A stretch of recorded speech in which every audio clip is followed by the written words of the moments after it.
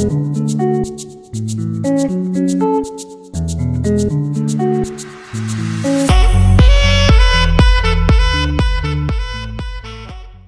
Steven. Écoute, je te remercie de m'accueillir dans ton bureau. Ouais. Et t'as vu, avec une vue de ouf sur Paris. Une vue de ouf avec une tour Eiffel, tiens, que je n'ai pas remarqué d'ailleurs. Et ça permet de te rappeler dans quelle ville tu es. C'est pas mal. Exactement. Donc j'aime bien ton parcours atypique à mes yeux. Tu fais beaucoup de choses très intéressantes et justement c'est pour ça que je suis venu vers toi aussi et aussi par rapport à l'énergie que tu dégages. Et Marine, est-ce que tu peux te présenter pour nos internautes? Alors oui, donc moi je suis Marine Lefort, donc je dirige l'agence Black Lemon depuis maintenant à peu près 5 ans. C'est une agence que j'ai rejointe il y a 10 ans, après avoir démarré, fait mes armes au Public System, qui maintenant s'appelle l'agence Hopscotch. Donc je suis passée un peu par tous les postes. Moi j'ai démarré, je sais pas ce qu'il faut que je raconte exactement. Comme tu veux, vas-y, une historique, c'est très bien. Donc moi l'historique, l'événementiel, c'était pas du tout écrit. J'avais plutôt démarré, initialement je voulais être psychocriminologue. Donc rien à voir. Ah oui, rien à voir. Donc je suis partie dans le droit à la Sorbonne, c'était canon, c'était démon. J'avais des profs hyper inspirants. Et je me suis rendu compte déjà que c'était un métier qui se mourait un peu. Et surtout que j'allais passer beaucoup de temps toute seule. Donc du coup j'ai tout arrêté et j'ai eu la chance de rencontrer un monsieur dont j'ai perdu le nom, mais qui m'a dit, mais écoute, fais une petite formation, un BTS, qui moi sur le papier initialement je disais, bah non, tu fais forcément des grandes écoles, t'es médecin, avocat, sinon t'as un peu raté ta vie. Du coup j'ai démarré un BTS dans communication des entreprises et dans le cadre de ce BTS il fallait trouver un stage de 3 mois, l'enfer, parce que 3 mois c'est hyper court, parce qu'il n'y a pas une boîte qui veut de toi. Et j'ai eu la chance d'avoir une opportunité chez Hopscotch, donc au Public System à l'époque, pour ces fameux 3 mois en événementiel. Donc j'ai pris un peu ce qui me tombait sous le pied, et là je suis tombée dedans grave.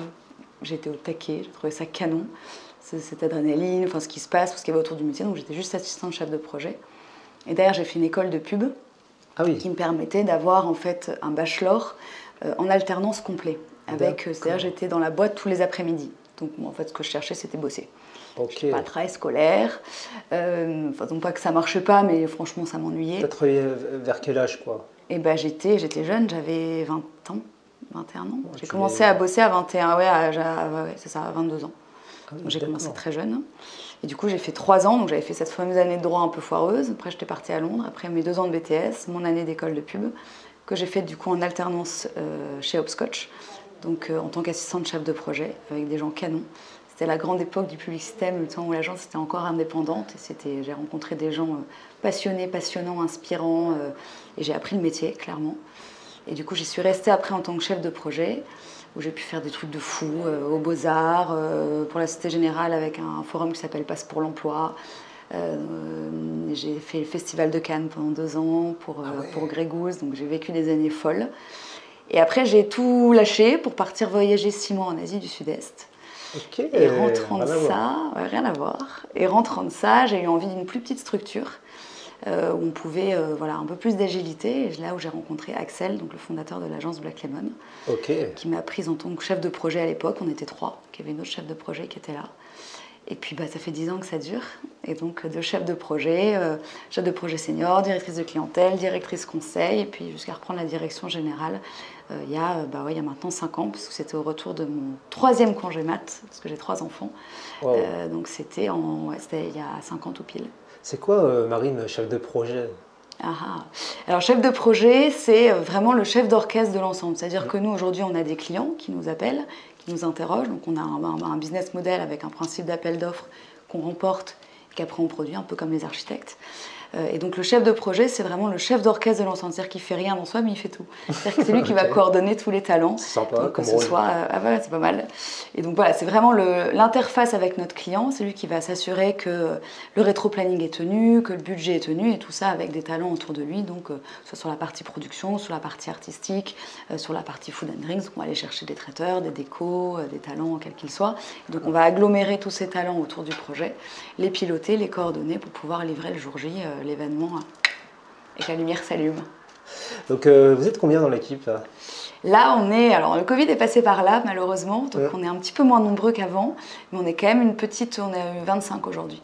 Ouais, le chiffre est exact. J'avais demandé à tes employés. Si tu veux être vraiment très clair, non mais c'est ça en plus, parce qu'on a un peu de gens en part-time, mais ouais c'est ça, et on a une quinzaine de CDI avec nous.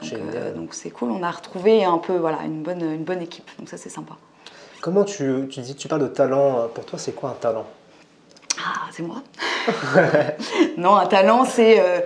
je pense que c'est quelqu'un de passionné, d'hyper créatif qui va avoir un don, un talent pour son métier. Ça peut être dans la prod, ça peut être artistique, ça peut être peu importe. Mais je pense qu'aujourd'hui, on parle de collaborateurs. Moi, je parle vraiment de talent. Je pense que notre équipe, elle est pleine de talents, que ce soit des graphistes, des scénographes, des chefs de projet, des directrices de clientèle, notre happiness manager. C'est des gens qui kiffent ce qu'ils font et qui apportent un peu dans notre quotidien un peu cette part de folie et de créativité dont on a besoin, surtout dans nos métiers. On a un métier un peu particulier quand même, de passionnés. Je crois qu'on est le 3e métier le plus stressant au monde, ou un truc comme ça. Ah oui. Ah ouais, après les chirurgiens et les militaires, c'est pas mal. Les aviateurs, je sais plus. Donc non, c'est des métiers c'est particulier. Nous, au moment où on allume, ça doit marcher, quoi. Donc on a des invitations, on monte des événements. Donc à un moment, quand ça démarre, ça démarre. On peut pas décaler de 2 heures, on peut pas, il faut que tout fonctionne. Et tout est très timé. Et puis on court un peu, c'est un peu une course après la montre. Et il y a tout ce qu'on a prévu. Et puis notre métier, de notre métier, c'est l'imprévu, donc c'est tout ce qu'on pensait qui n'arriverait pas, l'artiste qui n'arrive pas, je sais pas quoi, les plans qui pètent, un décor qui tombe, j'en sais rien. Tout ce qui peut arriver et qu'on espère ne pas voir arriver. Et on le voit même dans le cadre perso, quand on organise un truc pour soi-même, que ce soit un anniversaire, un Noël ou un grand ramadan avec du monde, il y a toujours un peu le stress de il faut penser à tout, donc ça demande à être super organisé, super rigoureux. Et puis nous, on est principalement dans le secteur du luxe et de l'ultra-luxe, donc avec une exigence demandée auprès de nos clients, parce qu'on a toujours des storytelling très forts, avec des vraies histoires de marque et un souci du détail et de la précision qui est, a priori, qu'on peut retrouver chez pas mal de monde, mais principalement quand même dans le luxe. Du coup, on n'a pas le droit à l'erreur. Donc du coup, ça rajoute une petite touche de stress en plus, mais c'est pour ça qu'on aime nos métiers aussi. C'est un peu cette adrénaline que tu as un peu avant d'ouvrir ton événement. Et je trouve qu'à chaque fois ça marche, quoi. Il y a une espèce de magie autour de l'événementiel. On pense qu'on ne va jamais y arriver, qu'on ne sera jamais prêt, que ça ne va pas fonctionner, que c'est impossible. Et puis en fait ça marche, quoi. C'est génial. En tout cas, super événement. Là j'ai vu des images magnifiques. Franchement, ça donne envie d'y aller, quoi. Marine, alors j'ai tellement de questions à te poser. Déjà la première, c'est par rapport à... Tu as parlé de temps. Alors ça m'intéresse, le temps. Par rapport au temps de travail, tu sais, on dit maintenant, ce serait bien de faire 4 jours de travail sur 7 et à côté faire ce qu'on aime. Pour toi, le temps, c'est quoi? Il faut viser la quantité, la qualité, dans l'efficacité, tu vois? J'aime beaucoup le mot efficacité. Ouais. Écoute, alors déjà, en préambule, moi je suis vachement pour la semaine de 4 jours. Moi j'y crois à mort. Je trouve que le Covid nous a apporté de ça et moi, de manière très personnelle, finalement c'était plutôt une bonne chose pour moi. Ça m'a permis de... Et encore une fois, avec mes 3 enfants, on me rend compte qu'en fait j'étais jamais là, que je les voyais pas beaucoup et que je laissais passer le temps. Et en fait, une fois que le temps est passé, on ne peut plus tellement le rattraper. Donc pour moi, ça a été plutôt salvateur de se rendre compte qu'en fait, on peut faire les mêmes choses, on peut être beaucoup plus efficace en s'organisant un peu différemment. Et j'y crois vraiment. Je pense que moi, je suis bien plus heureuse finalement depuis le Covid qu'avant le Covid, étonnamment. Alors je fais le même métier, il se passe la même chose dans ma vie. Et parce que j'ai appris à mieux organiser les choses et à savoir prendre du temps pour moi. Et aussi avoir un regard du coup auprès des talents ou des gens avec lesquels je travaille, en étant aussi beaucoup plus détendue. Et puis voilà, moi j'ai été élevée un peu dans les années 80, donc j'ai un peu cette façon de faire. Il faut qu'on voit les gens, il faut qu'on les ait sous la main, il faut qu'ils fassent du 9h 18h, et en fait c'est complètement débile. Tant que job is done, en fait allez-y, kiffez, profitez. Il y en a qui sont de la nuit, il y en a qui sont du matin. Que chacun fasse un peu son truc. Après il faut quand même une certaine base évidemment, il ne faut pas n'importe quoi. Mais moi je pense que oui, le temps c'est plutôt... déjà c'est, parce qu'on est toujours j'ai pas le temps, je pense qu'il faut savoir prendre le temps. Et c'est toujours un peu la même histoire. C'est pas que tu n'as pas eu le temps, c'est que tu n'as pas pris le temps. Et moi, je me suis un peu donné ça maintenant en règle aujourd'hui. C'est en fait, on peut toujours le monde ne va pas s'arrêter de tourner. On a un métier, on n'est pas en train de sauver des vies. Donc on peut recalibrer un peu les choses, savoir gérer l'urgence, savoir gérer les rushs et savoir être réactif et agile.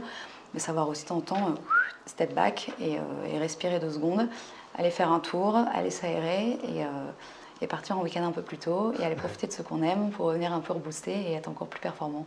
Donc l'efficacité, pas mal. J'ai dit beaucoup de choses là. Non mais c'est super intéressant. Mais j'aime bien le côté artiste chez toi, justement. Ah bah non, tu parles de l'artiste.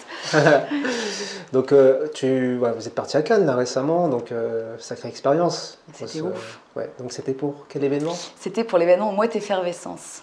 Okay. C'était pour notre client Mouette et Chandon, projet qu'on avait remporté en 2019, donc il y a 3 ans. Qui a été reporté donc 2 fois à cause du Covid. Et finalement, un mal pour un bien. parce que on a fini par accoucher de ce projet 3 ans plus tard, qui était vraiment un événement incroyable. Et au-delà de tout voilà, c'était monumental, il y avait pour le coup énormément de talents qui ont travaillé sur ce projet. Et surtout, ça a été un projet, je pense moi, le plus gros événement que j'ai jamais organisé. Clairement, ça fait 15 ans que je travaille et clairement, j'avais jamais organisé un événement d'une ampleur comme celui-ci. Et pas simplement budgétairement parlant, c'est vraiment, on regarde tous les corps de métier, le temps qu'on y a passé, toutes les expertises qu'on a mis autour de la table pour que le rendu soit aussi fou. C'est surtout l'ambiance, et je reviens un peu sur l'avant-après Covid, l'ambiance de ouf sur ce projet. Et pourtant, on avait toutes les raisons d'être surstressé, au taquet et d'être du coup hyper désagréable. Et en fait, ça a été tout l'inverse. On a eu un client canon, des partenaires canons. Et je te dis, on était à 10h30 du mat avec plateau de 8 sur le montage au milieu du Palais Brongniart. Tout le monde qui se marrait, qui se tapait dans l'épaule. Donc c'était vraiment dément. Donc du coup, ce prix à Cannes était... déjà, on était hyper surpris, parce que les projets autour de nous étaient vraiment très chouettes aussi. Et c'est toujours compliqué de les partager. Et puis que nous, on est une petite agence. Donc voilà, on est une agence indépendante, on n'appartient pas à un gros groupe. Et non pas que c'est souvent les gros, mais bon, nous, on est souvent un peu plus confidentiel. Et donc là, on était hyper émus, hyper touchés que notre boulot soit reconnu. Et surtout, ça vient congratuler une vraie aventure humaine, que ce soit avec nos partenaires, avec notre client, avec nos équipes. Et là, tu te dis, waouh. Ouais. Et ça, c'était cool. Exactement, waouh. Donc Marine, quels sont les prochains projets? Là, on bûche, on est en plein dans une grosse phase d'appel d'offres. On a quelques projets là qui vont arriver d'ici à cet été. Je ne vais pas trop le révéler, il faudra que tu reviennes me voir pour que je te les raconte. Donc voilà, des anniversaires pour un cabinet d'avocats, pour une maison de joaillerie, un très beau voyage dans le sud. Donc voilà, on a un peu des projets et on a surtout beaucoup de choses dans le pipe. Donc en phase d'appel d'offres qu'on est en train de travailler, qui seront des projets qui seront rendus dans les 2-3 prochaines semaines. Et donc c'est hyper excitant. On a vraiment beaucoup de chance. On a beaucoup de chance qu'on travaille pour des marques canons. On est appelé par des gens talentueux, je reviens sur mes talents, mais c'est vrai, passionnés par leur job et par les marques pour lesquelles ils bossent, et nous, c'est un peu ça qui nous habite. Donc maintenant, il faut qu'on soit fort, il faut qu'on soit les plus forts.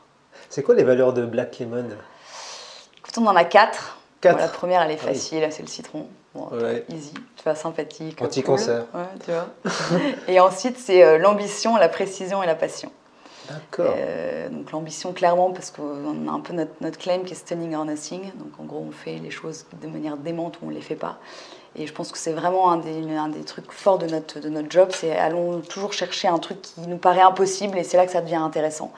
Et à nous débrouiller pour le rendre possible. La passion, clairement, je pense que ce métier-là, on ne peut pas le faire si on n'est pas passionné. Il y a un vrai besoin de... Voilà, encore une fois, il y a des moments qui peuvent être durs, dans des rushs, dans des moments... C'est compliqué parce qu'on ne fait rien et à la fois on est responsable de tout. C'est ce qui est le plus dur, déléguer finalement. Donc on a besoin d'être passionné, d'être toujours au taquet et pour pouvoir aller vers cette ambition, il faut être passionné parce que du coup, il faut avoir envie de s'éclater. Il faut que ce soit excitant pour nous et c'est ce qu'on répète souvent au quotidien à l'agence, c'est votre projet, s'il ne vous excite pas déjà... Et c'est tombé, c'est qu'il n'est pas au niveau. Il faut que vous ayez envie de le faire pour vous. Il faut que ça vous éclate avant tout pour que vous alliez derrière éclater votre client. Donc ça, c'est vraiment important. Et la précision, je reviens un peu sur ce que je disais tout à l'heure. C'est des métiers de rigueur, d'organisation. On a beaucoup de gens qui s'agglomèrent autour de nous. Ils regardent du domaine dans lequel on bosse. Donc, encore une fois, le luxe, l'ultra-luxe, mais même pas que. Ça te demande d'être... hyper au carré sur ta finition, que ce soit tes décors, que sur tes timings, que sur ton respect du budget. Tu peux rien laisser au détail. Encore une fois, les budgets qu'on nous met dans les mains, ils ne nous appartiennent pas. On a vous payé pour le temps passé, on vient chercher une expertise auprès de nous, mais cet argent, il n'est pas à nous. Donc il faut qu'on y fasse super gaffe, qu'on ne fasse pas n'importe quoi et qu'on livre concrètement ce pour le quoi le client a signé. Donc la précision, c'est super important. Marine, si tu avais la Marine de 10 ans en face de toi, qu'est-ce que tu lui dirais? Dans 10 ans ou d'il y a 10 ans? Il y a 10 ans, enfin, quand tu avais 10 ans, quoi. Ah, quand j'avais 10 ans? Ouais. Ah la vache. Ah, mais je jouais vachement à la poupée quand j'avais 10 ans. Franchement, j'étais plutôt en mode je voudrais être maîtresse d'école. Continue à jouer à la poupée. Écoute, si je me voyais à 10 ans, je pense que... c'est vachement dur comme question. Ah bah oui, c'est le but, hein. Bah ouais, vachement dur. Parce que du coup, je me projette, ma fille a 10 ans, donc mais ça marche moins bien. Tu vois. Ça marche moins bien, parce qu'elle, je lui dis beaucoup de choses et je suis un peu relou avec elle. Qu'est-ce que je me dirais De prendre le temps, d'écouter, peut-être. Moi, j'ai toujours beaucoup foncé, alors ça m'a réussi, j'ai cette chance, j'ai une bonne étoile. Et peut-être de... Tu fonces. Ouais. Ah ouais. T'es dans l'action. Ah ouais. Ouais. Bah, Mais après, j'ai grandi, maintenant je suis vachement plus sage qu'avant. Ah oui, on devient sage à un certain moment, t'es sûr? Je sais pas. Non, mais ouais, peut-être ça, de prendre le temps de regarder, d'écouter, de se nourrir, plutôt que de vouloir foncer tête baissée. Même si moi, ça a plutôt fonctionné, j'ai eu cette chance, je me dirais peut-être ça. Je pense que j'aurais peut-être pu... Ouais. Okay. C'est pas facile comme question. Chaque fois, tu me l'envoies avant, que ça, je réfléchis, j'ai une réponse de ouf. Mais j'aime bien quand c'est spontané. Je dis, je vois la poupée. Je voulais être maman. D'accord. Tu vois, elle a réussi. Ouais. Bien réussi d'ailleurs. Bon, allez, Marie, une dernière question. Pas facile non plus, mais quelles sont les personnes que tu aimerais remercier qui ont fait de toi ce que tu es?